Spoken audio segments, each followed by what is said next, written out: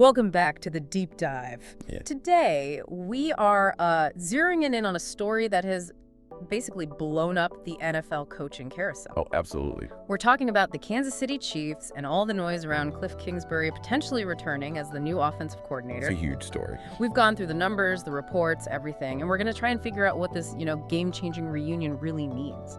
Is it a masterstroke? Or maybe just a nostalgia trip? Well, you can't even have this conversation without first understanding the sheer crisis of the 2025 season for Kansas City. It was, a total system failure. The record alone is shocking. A 6-11 record. Yeah. Missing the playoffs for the first time in a decade. That right there is enough to set off alarms everywhere. And then the big one. And then the moment the whole thing just collapsed. Yeah. Patrick Mahomes. Yeah. That ACL tear in Week 15 against the Chargers. That was it. That was the signal that they needed something new, something from the outside. Okay, so let's really unpack that, because the big question for you listening is Kingsbury the answer? Is he the tactical fix they need? But you can't get to the solution without knowing the problem. Exactly. And it's so easy to just blame the injury, but our sources are really clear on this. The offense was broken way, way before Mahomes went down. It was. You have to look at his numbers before Week 15. They were career lows. It was jarring. Absolutely jarring. The stats don't lie. Before he got hurt, Mahomes' completion rate was down to 62.7%. It's not him. Not him at all. Only 22 touchdowns, a passer rating of 89.6. These are numbers we just don't associate with Patrick Mahomes. It felt like the system was just failing him. And here's the one stat for me that just defines the entire problem with that 2025 offense. I think I know which one you're going to say. The Chiefs had a 47.9% passing success rate. There it is. For anyone who doesn't live and breathe these metrics, success rate basically tells you if you're staying on schedule. Gaining enough yards on first and second down to make third down manageable. And being under 50% means you're not. It means you're constantly playing from behind the sticks. Constantly. And that 47.9%, it was the worst in the entire league. The worst. With that quarterback, it's almost unbelievable. So why? When you dig into the why, what do you find? You find an offense that became, brutally predictable. There were drops, sure, and the protection wasn't always great. But the real issue was that defenses knew what was coming. Especially those two high safety looks. Exactly. They just sit back in those shells because they knew the Chiefs were running the same handful of route combinations over and over again. They could just bracket Kelce, force Mahomes to hold the ball, and wait for the pass rush to get home. And that forces Mahomes to do what he does best, which is run for his life. He racked up 422 rushing yards last season. That was his highest total since he was playing for Kingsbury in college. And that number isn't a good thing. It's a sign that the play design is broken, that the most creative guy in the league has to just abandon the structure and make something happen on his own. It's pure survival mode.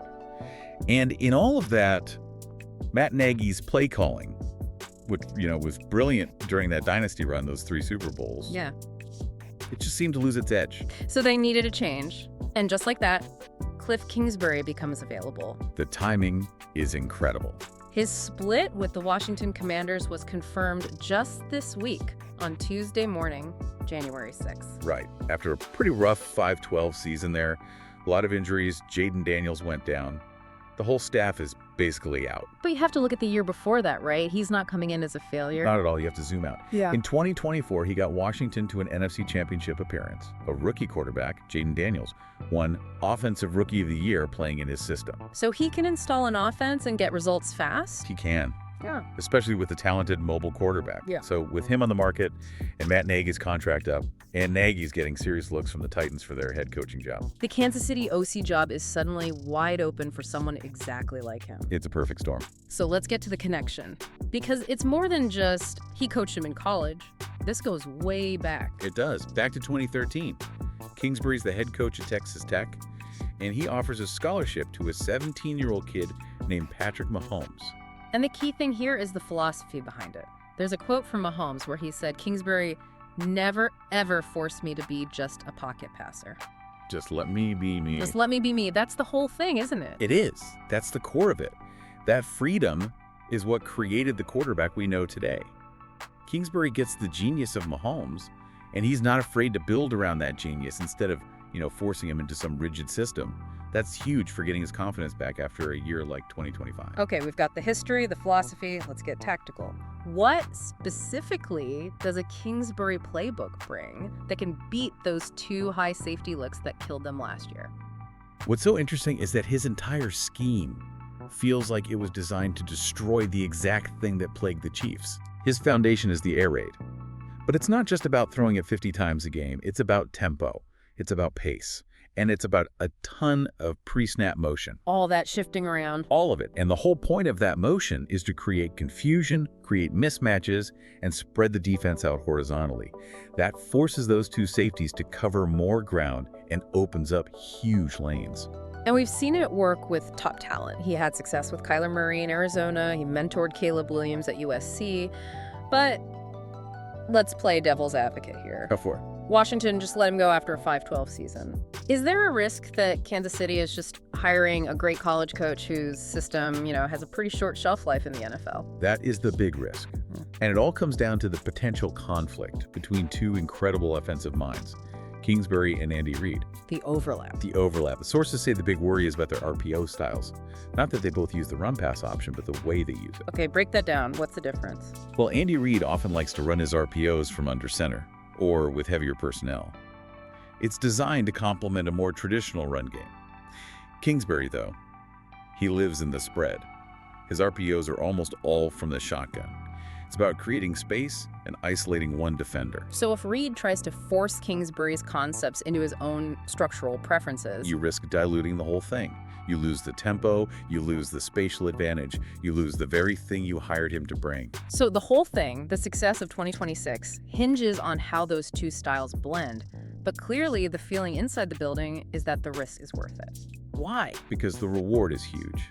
The reward is unlocking the next version of this offense. If you can combine Kingsbury's tempo and spread concepts with Andy Reid's mastery of protections and game management, my goodness. You could fix the predictability problem overnight. And you could unlock new things for a guy like Travis Kelce, maybe even extend his career. And you can maximize the speed of the young guys you bring in. It's a jolt of electricity for a system that desperately needs it. And that energy seems to be felt in the locker room, too. This isn't just about X's and O's, it's psychological. 100%. We're hearing that Mahomes, as he's going through rehab, is really excited about this. He apparently believes that Kingsbury's creativity inside of Reid's system could be, and this is the quote, unstoppable. And when your franchise quarterback buys in like that, that's half the battle right there. That confidence just spreads. Then you have Travis Kelce. Yeah, the future Hall of Famer. He's apparently all for it. He described Kingsbury's offenses as explosive, motion, tempo, fun football. That phrase, fun football, that really stands out. It says everything, doesn't it? Yeah. It signals that the veterans are hungry to get back to being innovative, to being exciting, to having fun again after the year they just had. And that really connects to the bigger picture, to the legacy stakes here. This isn't just about winning the AFC West next season. No, it's about reclaiming who they are. I mean, you go back to Lamar Hunt founding this team in 1960, moving them to Kansas City in '63. Their identity has always been built on explosive offense. Arrowhead Stadium itself is famous for it, right? It holds the world record for the loudest outdoor stadium, an insane 142.2 decibels. They feed off that energy, that magic. All you have to do is think about the 13-second drive against Buffalo. Right, in the 2021 playoffs. That's what this offense looks like when it's clicking, when it's fearless. Yeah. The 2025 season shattered all of that. No division title, lowest points per game in the Reid era. This Kingsbury move is an attempt to get that identity back. So if the job is open, which it is, with Nagy's contract up and him getting looks elsewhere, what does this mean for the roster in 2026? This has to change their draft strategy. Oh, immediately. Kingsbury's system needs 2 things, speed and protection. So you can bet they'll be using high draft picks on the offensive line. Got to protect the franchise quarterback. Absolutely. But just as important, they'll be targeting wide receiver depth. Especially with all the whispers about Kelce maybe thinking about retirement. They need fast, reliable guys that Kingsbury can use in all that motion. This also feels like a cap reset year for them. We know Brett Veach is a genius at this stuff. I mean, he traded Tyreek Hill and they still won Super Bowls. He is. And this gives them a chance to recalibrate. Innovation from a coach is cheaper than paying, 3 top market receivers. This is about maximizing the rest of Mahomes' prime. All right, so let's put it on the line. If this move happens, what's your bold prediction for 2026? If Kingsbury's the OC, I think Mahomes comes back week 1 fully healthy and looking better than ever. I think this offense gets back to consistently putting up over 30 points a game. Wow. And they reclaim the AFC West quickly and decisively. This isn't just a patch.